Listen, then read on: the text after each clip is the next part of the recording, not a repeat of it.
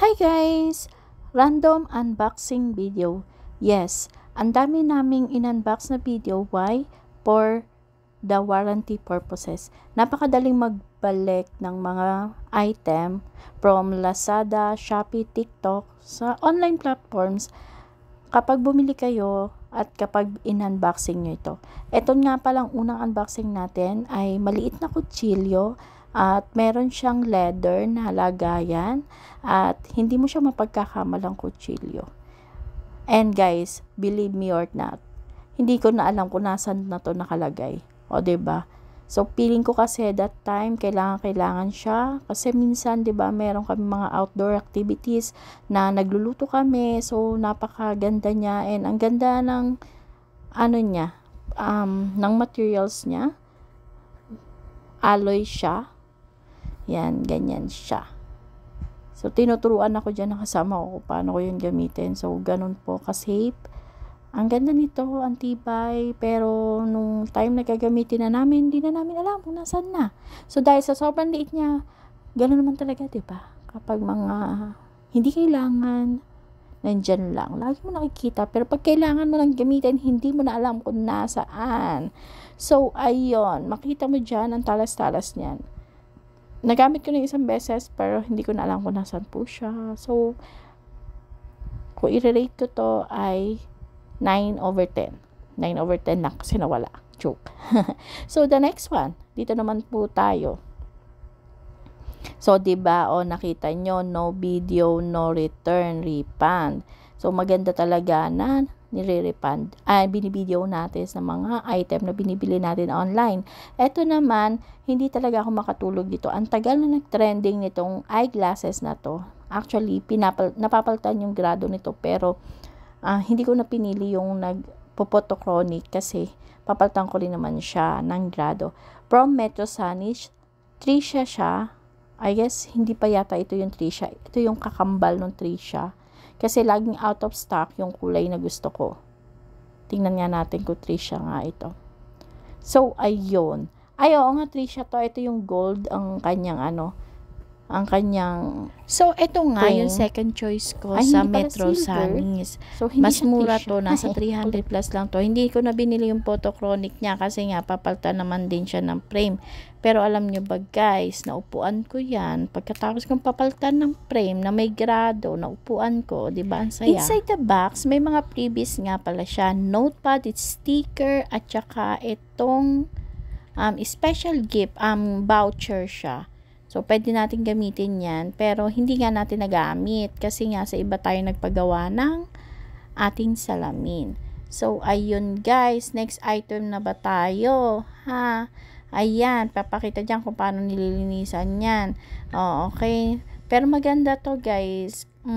Bagay din naman sa mukha kong round na mataba. Ayan po siya. Makapal po ang kanyang ang kanyang pagka-lens. Ewan ko lang, bakit mabigat lang siguro ako nung naupuan ko. Ayan po yung quality niya. Silver yung napili ko. Para naman hindi masyadong halata. Okay, dito naman tayo sa next. Pare-parehas tayong hulaan ito. Kung ano to, hindi ko rin alam. Ayan, ino-open nga natin siya. Ito yung mga maliliit na videos kasi sa cellphone ko na dapat nga ito nga, maganda to guys, JBL original to guys. Until now, it's been 1 year na ba? It's been 1 year nung nabili namin to, and yet napakaganda pa rin ng quality niya, and inassure talaga namin na sa Lazada Mall kami makakabili nang sa ganon ay legit yung mapagkukunan namin. So, ayan, dami niyang bubble wrap. Maliit lang to guys, pero grabe, superb. Ito nga yung JBL Go 3. At ang pakadali lang niyang mag-connect sa cellphone. Ang liit, pero surround ang kanyang sounds. Ayan po. Ngayon guys, ito, kung gusto nyo ng mga link na kung saan namin to nabibili, comment down lang kayo at ipoprovide namin yan at ibibigay namin sa inyo. Nasa history yan. So, ayan, kasama nga pala nitong JBL, nandiyan din yung manual, yung USB na US Type-C. Tapos, may hook din siya, may magaan siya.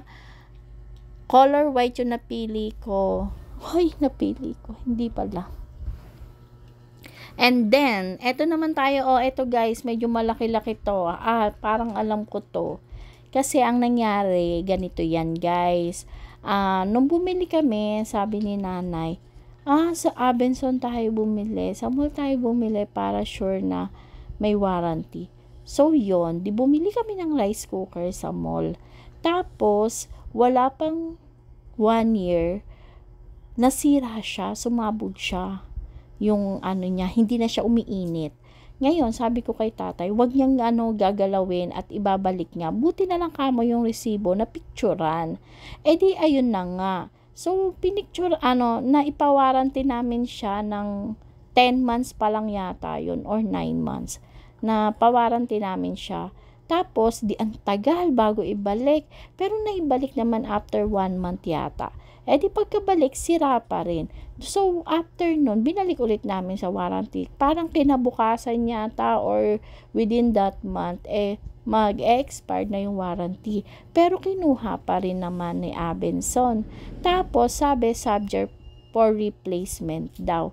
Kaya, pumayag naman ako na i-replace pero matagal na yon. Syempre, ang tagal naming walang rice cooker, ganun din naman, naka-induction kasi kami guys. So, bumili na lang ako online at ang nabili ko ay itong Xiaomi. No, diba? At ang naman dito, naka-Japan yung kanyang mga kanyang label, pero may sticker na pwede mo idikit doon para makita mo. Ito, ayan, ang cute niya. White din siya. So, sabi ko, dapat palang binili ko na lang yung nag-i-starch. Alam nyo na, yung pang-calorie ganyan, eme. Anyway, maganda rin naman ng Xiaomi. Until now, 1 year na rin siguro ang nakalipas. 1 year na rin. Ay, hindi pa pala. Mag-o 1 year na, still good and gumagana siya. Lahat okay. Yung mga niya okay din. Iba talaga ang Xiaomi guys. Maganda. Tapos ayan, color white yung napili. Hanggang 6 cups yung nagagamit namin. So, balik tayo dun sa sa Abenson. Ayun na nga. So, nagpalit na lang kami ng rice cooker. At hindi ko na i-enclose kung anong brand nung rice cooker na sabi nila na dala lang daw ng